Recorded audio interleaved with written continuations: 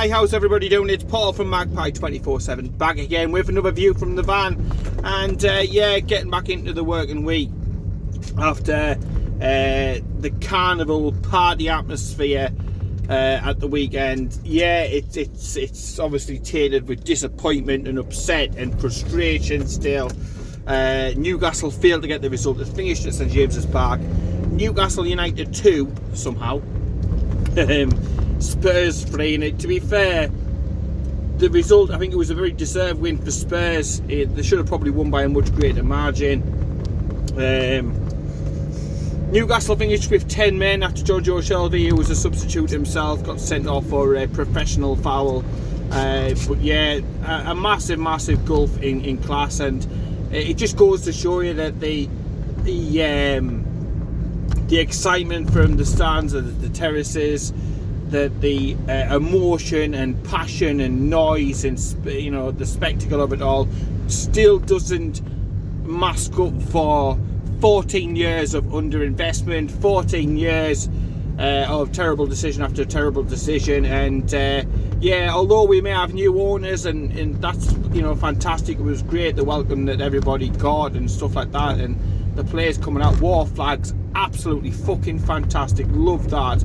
But it can't all mask and hide the issues, some inflicted by Steve Bruce, some inflicted because of the man who's been in charge and who's been the custodian of the club for 14 years, one Mike Ashley. But yeah, everything else that went on around, and the positivity and all the facts, everybody with a smile on their face and stuff like that, it can't mask for the issues. It can't make up for square pegs in round holes. It can't make up for Newcastle conceding goal after goal after goal from the same route. Wingers being given time and space and the freedom of the park to pick the spot. Kamikaze defending, really. Strange team selections, playing midfielders, like I said, at left back and so on and so forth. And it's not Matt Ritchie's fault that we lost that game, far from it. But strange things like when we had substitutions in the second half, and you're playing a winger in central defensive midfield, like Fraser, and then you've got situation where we're supposedly trying to chase a game down and get something out of it.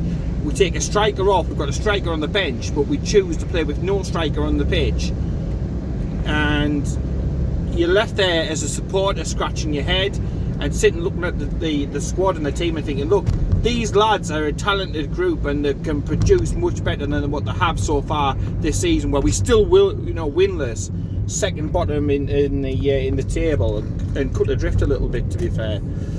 These lads are much more capable than what they're showing, but they looked unfit, they looked unorganised, they looked lost, disjointed, they were looking for guidance. I don't think any guidance come. You got Steve Bruce from the touchline who's saying that he hasn't got a clue.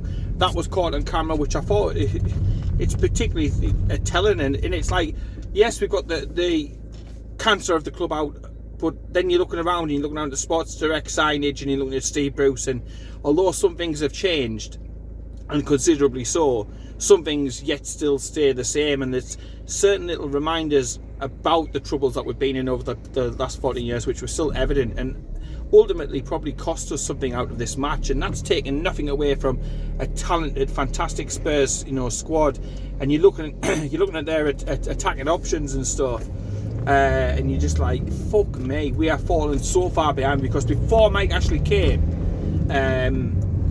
we were streets ahead of Spurs, yet they are streets ahead of us currently. And yeah, I just felt, I was hoping that the emotion and the entire day and everything else around it would be enough to maybe try and get Newcastle at least a point out of the game, but alas, it wasn't. And the only good thing in a way, I suppose, that came out of it is that our new chairman and the rest of the consortium, who are all there, if they needed reminding, if they needed to witness, they saw some dross football. The first 10 minutes, I was really impressed though. Newcastle started off really, really strongly, got the goal. Did we score too early? That's probably a Steve Bruce excuse. But yeah, Newcastle got about them, had them penned back, pushed back, and I'm sitting there thinking, yeah, I can sort of see why Spurs have had a little blip recently. Newcastle all over them like a fly round shit, they really were. But then after that 10 minutes, we just seemed to drop off. We didn't test their keeper anywhere near enough. Chances were at a premium, and you're just hoping that every time that say St. Maximin gets the ball, he can produce something. But the tactics for the entire game seem to be hit the ball long towards Joe Linton, who's got the turning circle of a double-decker bus, to be honest, and go from there. And although, you know, he won a lot of balls down, it was once he won the ball, that his ball off to somebody else, that he wasn't somebody showing, he gave the ball away, he couldn't find the person that he was supposed to. And you know, I thought Joe Linton had shown glimpses in previous games of getting a little bit better, but I thought he was shocking, really, really shocking against Spurs. And how the fuck did he stay on for 90 minutes is beyond me. And this is why Steve Bruce, he does himself, him and his coaching team, do himself no favours at all. Though, when you're watching the game live and you're seeing he's having a mare and a stinker, and he just doesn't withdraw him, he'll pick other players, and he'll persevere. It's like a pet project, Joe Linton, it really, really is. And yeah, I couldn't quite believe what was coming in front of my eyes, and the substitutions that were made. And just like I said, the lack of ideas. When you're playing a team who are better than you, player for player, you've got to come up with some other stuff. You've got to come up with a way, a system, work out some weaknesses, and really try and exploit that. And Newcastle didn't. It just didn't look as if they did the homework. And it doesn't help when you're seeing and you're reading things about players getting days off. They had the weekend off, came in for a couple of days, then had another day off on Thursday. And when Newcastle are deep in it and deep in the, you know, the mire, it's the last thing you want to see as a supporter, because it just reeks of lack of effort and that they don't care. And then when you see on the pitch, and to be fair, compared to the Spurs players, and this has been something highlighted by loan players like Rose and stuff previously, it just looks as if we're unfit. And it comes back to that, you know, players making comments about, oh, it's like a holiday camp under Bruce.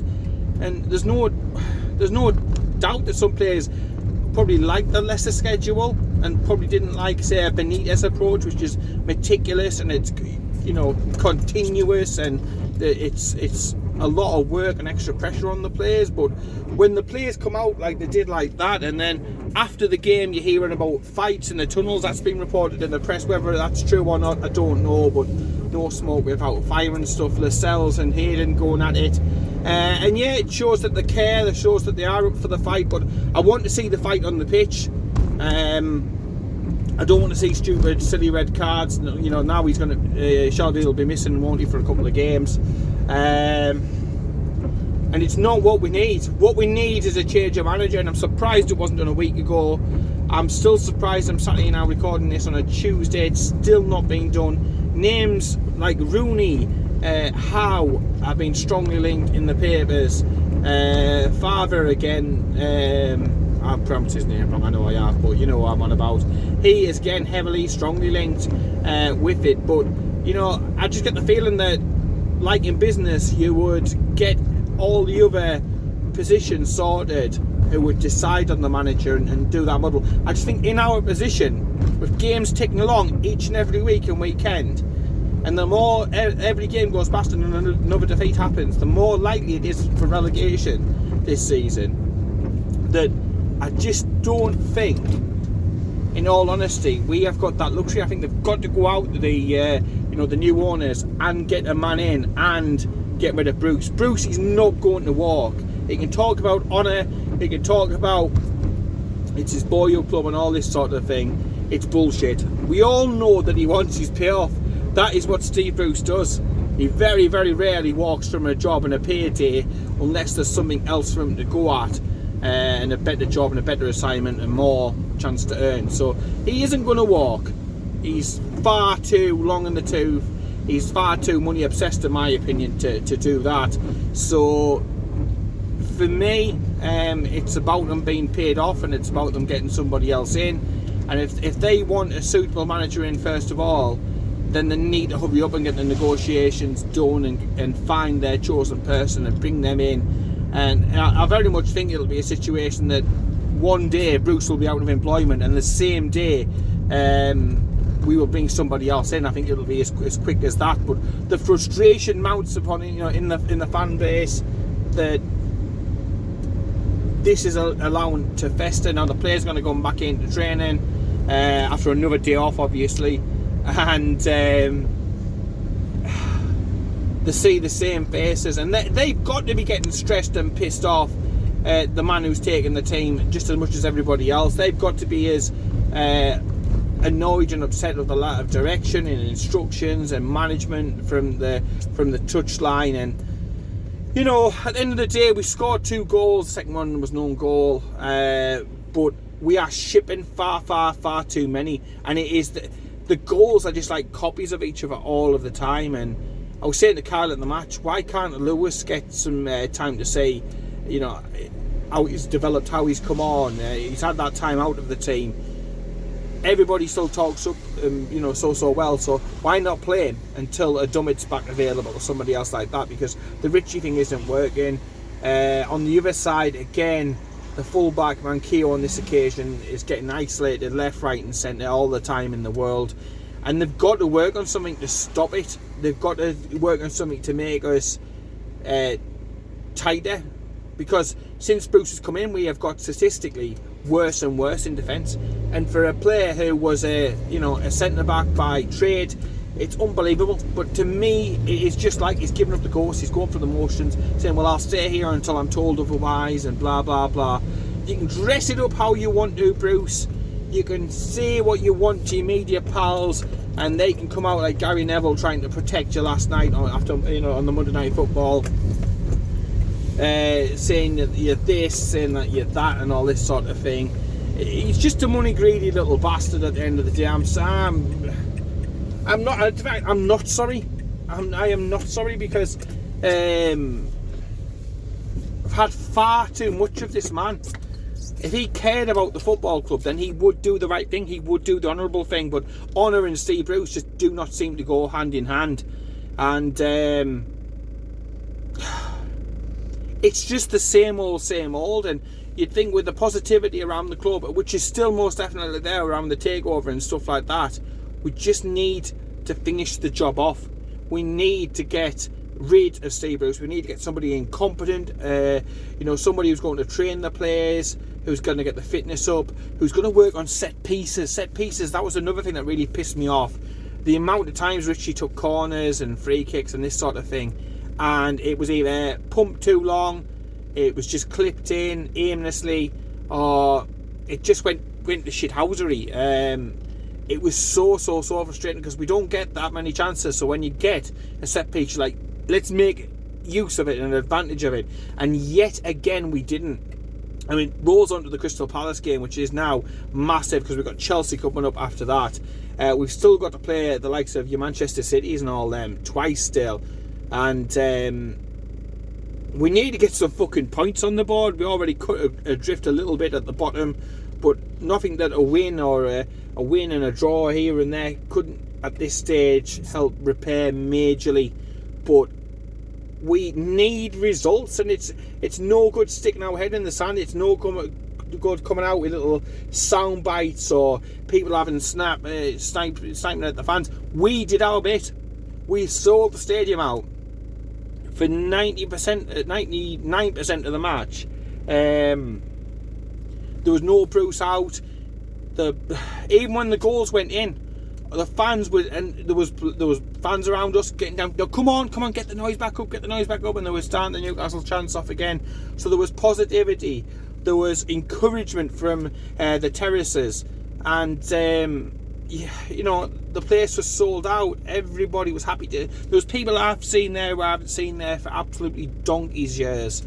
There was a carnival party atmosphere outside, inside, war flags. the other, all the flags that were waved when the players came out, the singing. You can't ask for much more than the fans. We've done what you asked us to do. Chelsea's sold out as well. The next home game. There's a sellout allocation going down to Selhurst Park, which isn't the prettiest and nicest of places to be able to go as a football supporter. It's not the best stadium in the world. It's not the best viewing, to be honest. But again, we are backing these lads left, right, and centre, and we've seen in glimpses in all the matches, like even against West Ham and against Spurs. Yeah, it might have been for 10 minutes, and it might have been for little bits here and there against Southampton, so on and so forth. You can see these lads have it in them to get wins, to get goals. They could do a lot better. But I can't help but think, and this is my personal opinion, which I'm entitled to, that he's just sucking the life force. And despite what the players are saying, and the players, we're right behind Bruce and this, that and the other, they cannot be behind this maniac at the head of the football club. They simply cannot. It's been so refreshing, the communication, hearing from the likes of Lascelles, hearing from our ownership repeatedly. The only negatives and daggers came from a Steve Bruce press conference before the match, after the match. Steve Bruce on the side saying that he didn't have a clue what to do to his assistant during the game. All the issues at the moment. Let's complete the job, man. Complete the job. Get rid of this twat.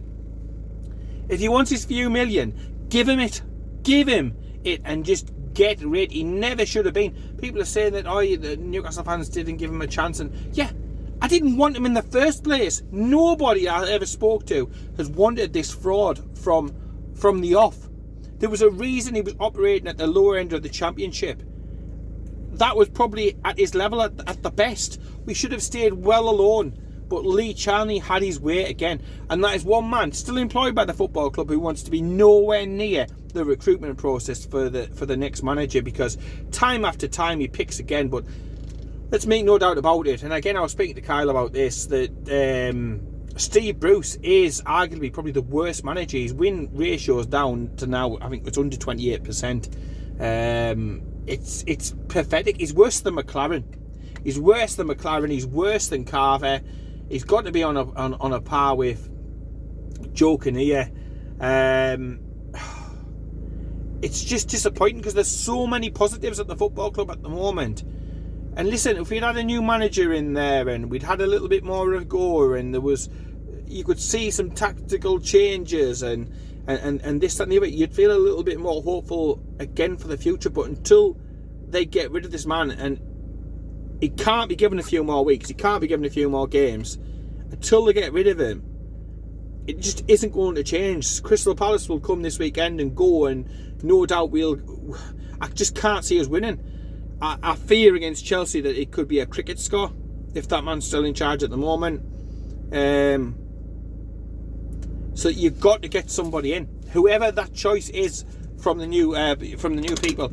Get them in, get it done, get it sorted, and give us a chance at salvation, because games will run out really, really quickly. We will be cut adrift really, really quickly. We need to start as we mean to go on, and I would just beg those in charge to just do what needs to be done. They've talked about patience. They totally understand that. They'll get patience and understanding from the fans.